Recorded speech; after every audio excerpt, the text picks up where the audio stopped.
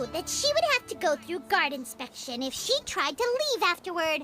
So, she has been trapped in the Opera House these last 2 days! She had already become desperately hungry by the time we were chatting over macarons. So, she swiped 2 of them right under our noses. Talk about a sneaky thief. At this point, all the events that happened in the tunnel have now come to light! Ah, so that's the whole story. Bravo! Bravo! Now then, Lady Farina, do you wish to speak against the defense's statements? Please answer the question, Lady Farina. Also, if I may add, the trial has not yet ended. As such, I request that the prosecution not leave the room before the proceedings have concluded. What, are you reading my mind now? No, I have no further arguments. I admit defeat. But really, could you at least have left me with some dignity? Wow! Look at that! She's like a deflated balloon now! If there are no objections, then as the Chief Justice of Fontaine, I shall once again repeat the full sequence of events. The actual perpetrator of the serial disappearances, Cowell, selected his next victim from the audience reservation list. With some modifications to the selector, he could ensure that the pre-selected young woman would be chosen. To cover up any evidence while committing the deed, Cowell thought of allowing the water tank to fall, which would conceal the water left behind after the young woman was dissolved. He also tampered with the rope suspending the water tank, using the fireworks at the end of the performance to cause the tank to drop and hide the watermarks. He poured the water from the primordial sea into a balloon during the preparation of the magic box and stuck it to the box's lid.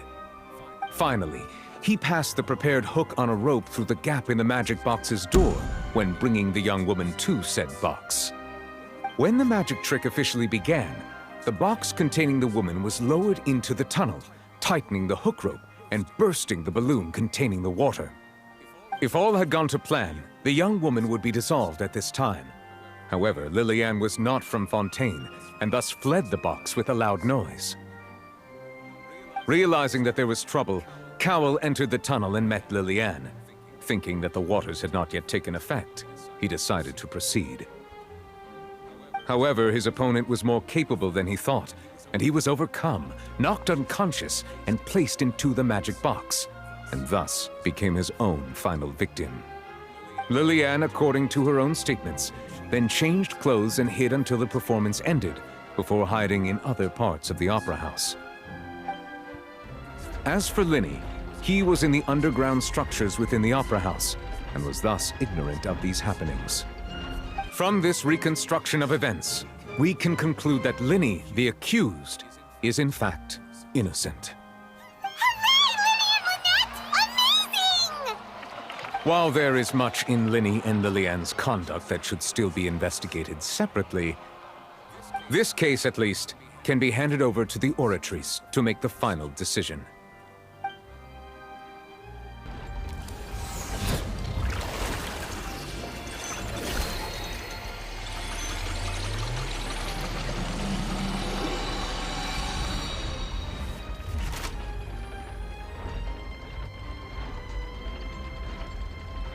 As such, Linny and Lynette are officially declared not guilty. Victory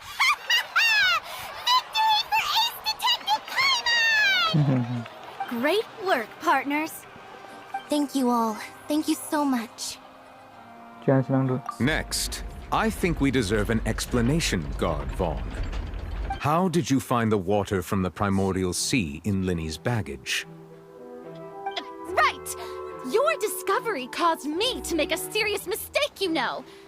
Or was that not a discovery, but false evidence that you dared to bring before this court?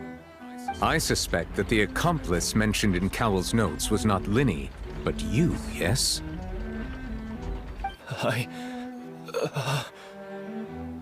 I'm sure you know what you must do to lessen your sentence. want to earn yourself a one-way ticket to Coupon Town. I was just following orders. We were supposed to place blame for the serial disappearances onto Linny, and thus cause suspicion to fall on the Fatui. The higher-ups said this was the best opportunity to do so. And now that your plan has fallen through, and the secrets of the water have been revealed, you have become a liability to said higher-ups, yes? Therefore, you would be wise to tell everything you know, and seek the protection of the guards. Yes, I'll tell you everything I know. Our boss discovered that the water can cause people to dissolve. It can also be made into a potion, which when extremely diluted, can cause people to experience unforgettable exhilaration. We've been in this business for a while now, and have made decent mora off it. The disappearances were also the boss's idea. I mean, this is the boss we're talking about. The...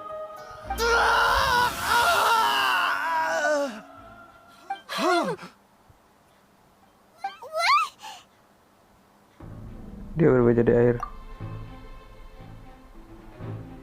And now he can no longer talk. Such ruthlessness.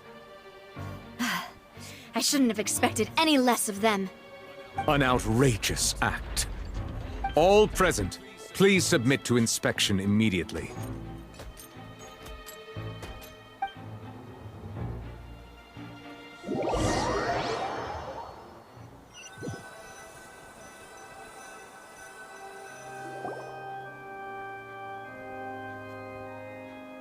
So, we're just going back now? Kelihatannya masalah sudah beres untuk saat ini ya. That's true, but... Traveler, Paimon, please wait. Winnie... I know you may not want to speak to me right now. Maybe you don't even want to look at me. But still, let me thank you again for defending me to the end. Even after you learned that I'm a member of the Fatui. Aku jangan balas budi. I guess. But regardless, I'd like the opportunity to set things straight. I didn't approach you with any ulterior motives or ill intent. I've spoken to you as myself, just plain Linny this entire time. As for why I'm a Fatus, it's because the goals of the House of the Hearth align with those of an orphan like me. That's all. That was how Father, who you might know as the Knave, approached recruiting us back then too. A knave? The one who controls the House of the Hearth? She's your father? That's right. And since we're here, I was wondering, would you mind hearing a story? It's about my past. Back when our parents first died, Lynette and I were left wandering the streets. To survive, I took to surreptitiously observing an older street performer who did magic. It took me several days to figure out how he pulled off his amazing tricks.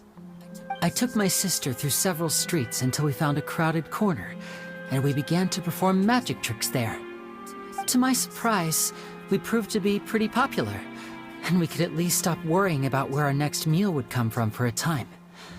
But I didn't want my sister to remain a street rat together with me forever.